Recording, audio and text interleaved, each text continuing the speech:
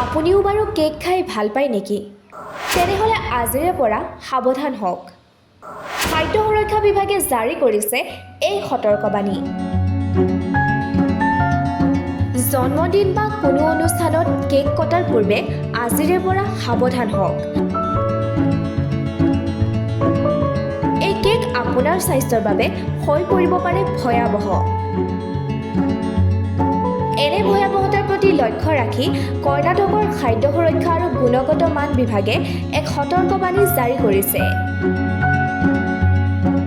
কেকৰ নমুনা সংগ্ৰহ কৰি কেকত ব্যৱহাৰ কৰা সামগ্ৰীসমূহ পৰীক্ষা কৰাৰ পাছত এই ব্যৱস্থা গ্ৰহণ কৰিছে খাদ্য বিভাগে। পৰীক্ষা কৰা কেকৰ 12টা নমুনাত কৰ্কট ৰোগৰ সৃষ্টিকাৰী পদাৰ্থ পোৱা গৈছে।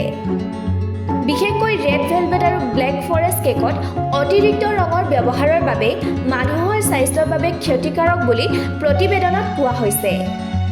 ৰাজ্যখনৰ খাদ্য সুৰক্ষা বিভাগে এক বিবৃতিত কয় যে কৃত্ৰিম ৰঙৰ অত্যধিক ব্যৱহাৰে কেৱল কেঞ্চাৰৰ সম্ভাৱনা সৃষ্টি কৰাই নহয়, মানসিক আৰু শাৰীৰিক স্বাস্থ্যৰো ক্ষতি কৰিব পাৰে।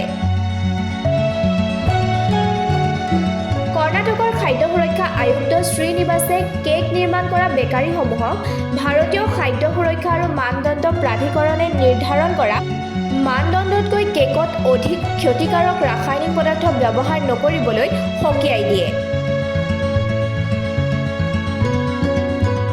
যদি এই নিষেধাজ্ঞা উলংঘন কৰে 7 বছৰলৈকে কাৰাবাস আৰু 10 লাখ টকালৈকে জৰিমনা ভৰিব লাগিব বুলি কেক নিৰ্মাণ কৰা প্ৰতিষ্ঠানসমূহলৈ খাদ্য সুৰক্ষা বিভাগে কঠোৰ নিৰ্দেশ প্ৰদান কৰিছে। নিউজ ডেস্ক ৰিপৰ্ট, মাছমি নিউজ।